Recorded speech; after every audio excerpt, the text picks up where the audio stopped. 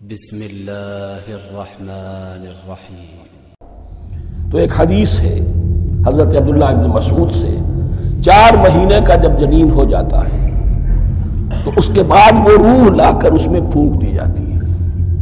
یہ گویا کہ احیاء اولا ہو گیا، پہلی مرتبہ کا زندہ کیا جانا، پہلی موت کی نیند سے جگا دیا گیا۔ اے تازہ واردان بساط ہوائے دل، اب ہم اس دنیا میں اس جسد کے ساتھ زندہ ہوئے، اب پھر موت آئے گی، جسد یہی چلا جائے گا جہاں سے آیا تھا، روح جہاں سے آئی تھی وہاں واپس جائے گی۔ ثم یمیتکم ثم یحییکم ثم الیہ ترجعون، پھر تمہیں اللہ کی طرف لوٹا دیا جائے گا۔ یہ ہے بہت گہرا نقطہ فلسفہ دین کا۔ اس کے بعد مضمون شروع ہو رہا ہے خلافت کا، جس کا اجمالی جو ہے تذکرہ 3 رکوع کی آخری آیت میں آ گیا۔ هو الذی خلق لکم ما فی الارض جمیعا، زمین میں جو کچھ ہے اے انسانوں تمہارے لیے پیدا کیا گیا۔ اسی کے ساتھ جڑتا ہوا مضمون اب خلافت کا آ رہا ہے۔ وَإِذْ قَالَ رَبُّكَ لِلْمَلَائِكَةِ إِنِّي جَاعِلٌ فِي الْأَرْضِ خَلِيفَةً، اور یاد کرو جب کہ کہا تھا تمہارے رب نے فرشتوں سے، میں بنانے والا ہوں زمین میں ایک خلیفہ۔ اب خلیفہ کی حقیقت کو سمجھیے، خلیفہ کسے کہتے ہیں؟ نائب۔ عام طور پر لوگوں کو مغالطہ ہوتا ہے کہ خلیفہ جانشین جو ہے وہ تو کسی کے موت کے بعد ہوتا ہے، زندگی میں تو نہیں ہوتا۔ لیکن یہاں اصل میں ہمارے لیے بہت آسان ہے، انسان کی جو اصل حقیقت ہے اس دنیا میں اس کو سمجھنے کے لیے یوں سمجھیے کہ ہم آج سے 50 سال پہلے انگریز کے غلام تھے، ہمارا بادشاہ یا ملکہ انگلستان میں تھا یا تھی، دہلی میں وائس رائے ہوتا تھا۔ وائس رائے کا کام کیا ہے؟ جو حکم آیا ہے ہز میجسٹیز گورنمنٹ کا یا ہر میجسٹیز گورنمنٹ کا جو حکم آیا ہے بلا چون و چرا، بغیر کسی تغیر اور تبدل کے نافذ کرے۔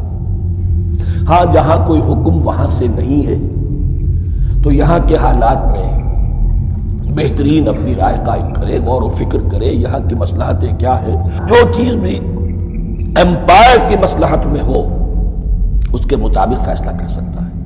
بین ہی یہی رشتہ ہے، اللہ ہے لیکن اللہ نے اپنے آپ کو غیب کے پردے میں چھپا لیا ہے۔ زمین پر انسان ہے، اب انسان کا کام یہ ہے جو ہدایت آ رہی ہے اللہ کی طرف سے اس پر تو بے چون و چرا عمل کرے۔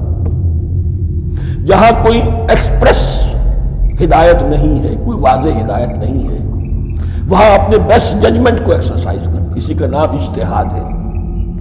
غور و فکر کرے، سوچے، اور جو بات روح دین کے زیادہ سے زیادہ مطابقت رکھنے والی ہو اس کو اختیار کرے۔ بین ہی یہی رشتہ ہے در حقیقت رشتہ خلافت کہ جو اللہ اور انسان کے مابین ہے۔ اب یہ جو دی گئی ہے یہ حیثیت تمام انسانوں کو دی گئی ہے، پوٹینشلی ہر انسان اللہ کا خلیفہ ہے، لیکن جو اللہ کا باغی ہو جائے، جو خود حاکمیت کا مدعی ہو گیا، گویا کہ وہ باغی ہے۔ اب اگر شاہ جہاں بادشاہ تھا، اس کا کوئی ولی عہد تھا، اور ولی عہد جو ہے صبر نہیں کر سکتا، اپنے باپ کی زندگی ہی میں بغاوت کر دیتا ہے، حکومت حاصل کرنا چاہتا ہے، تو اب وہ کیا ہے؟ واجب القتل ہے۔ جو لوگ بھی حاکمیت کے مدعی ہو گئے، ویسے تو حقیقت واجب القتل ہے، لیکن دنیا میں مہلت دی ہے اللہ نے، یہ دارالامتحان ہے، فوراً قتل نہیں کرتا، فوراً ختم نہیں کرتا۔ وَلَوْلَا كَلِمَةٌ سَبَقَتْ مِن رَبِّكَ إِلَىٰ أَجَلٍ مُّسَمًّى لَقُضِيَ بَيْنَهُمْ، اگر یہ پہلے بات طے نہ ہو چکی ہوتی، ایک وقت معین تک کے لیے انہیں مہلت اللہ نے نہ دی ہوتی تو اللہ فیصلہ چکا دیتا، لیکن مہلت دی ہے۔ لیکن کم سے کم اتنی سزا ملتی ہے کہ اب وہ خلافت کے حق سے محروم کر دیے گئے۔ گویا کہ اب خلافت دنیا میں ہوگی خلافت المسلمین، صرف وہی شخص کہ جو اللہ کو مانے اپنا حاکم مطلق، وہ خلافت کا اہل ہے۔ تو یہ چند باتیں خلافت کی اصل حقیقت کے ضمن میں یہیں پر سمجھ لیجیے۔ وَإِذْ قَالَ رَبُّكَ لِلْمَلَائِكَةِ إِنِّي جَاعِلٌ فِي الْأَرْضِ خَلِيفَةً قَالُوا أَتَجْعَلُ فِيهَا مَن يُفْسِدُ فِيهَا وَيَسْفِكُ الدِّمَاءَ وَنَحْنُ نُسَبِّحُ بِحَمْدِكَ وَنُقَدِّسُ لَكَ۔ اور یاد کرو جب کہ تمہارے رب نے کہا تھا فرشتوں سے کہ میں زمین میں خلیفہ بنانے والا ہوں، تو انہوں نے کہا کہ کیا تو بنائے گا اس میں جو فساد مچائے گا اس میں اور خوریزی کرے گا۔ وَنَحْنُ نُسَبِّحُ بِحَمْدِكَ وَنُقَدِّسُ لَكَ، ہم آپ کی تسبیح اور تحمید اور آپ کی تقدیس میں لگے ہوئے ہیں۔ قَالَ إِنِّي أَعْلَمُ مَا لَا تَعْلَمُونَ، فرمایا میں جانتا ہوں جو تم نہیں جانتے۔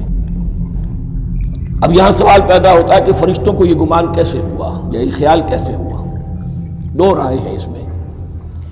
ایک تو یہ کہ انسان کی تخلیق سے پہلے اس دنیا میں جنات تھے، اور انہیں بھی کچھ اللہ نے تھوڑا سا اختیار دیا تھا، اور انہوں نے یہاں فساد مچایا۔ انہی پر قیاس کرتے ہوئے فرشتوں نے سمجھا کہ انسان بھی پھر زمین میں فساد مچائے گا، خوریزی کرے گا۔ ایک دوسری اصولی بات یہ کہی گئی ہے کہ خلافت کا لفظ جب استعمال ہوا تو اس کے معنی ہے کہ کوئی نہ کوئی اختیار بھی ملے گا۔ جنات کے بارے میں خلافت کا لفظ کہیں نہیں آیا، انسان کے بارے میں آ رہا ہے۔ خلیفہ بالکل بے اختیار نہیں ہوتا، جیسا کہ میں نے عرض کیا، جہاں واضح حکم ہے تو اس کی تو تنفیذ، یہاں نہیں ہے وہاں اپنی رائے سے جتنا بھی بہتر سے بہتر سوچ سکتا ہو انسان رائے قائم کرے۔ یہ اختیار جو ہے ظاہر بات ہے جہاں اختیار ہوگا صحیح استعمال ہونے کا بھی امکان ہے، غلط استعمال ہونے کا بھی امکان ہے۔ اختیار تو بلکہ یہ کہ آپ کا پولیٹیکل سائنس کا تو ایکسیم یہ ہے، authority turns to corrupt and absolute authority corrupts absolutely۔ تو ٹینڈنسی کرپشن کی ہوتی ہے اختیار کے اندر۔ اس بنا پر انہوں نے قیاس کیا کہ اس میں فساد ہوگا، خوریزی ہوگی۔ اللہ تعالیٰ نے فرمایا اپنی حکمتوں سے میں خود واقف ہوں، میں کیوں بنا رہا ہوں یہ میں جانتا ہوں، تم نہیں جانتے۔ صدق اللہ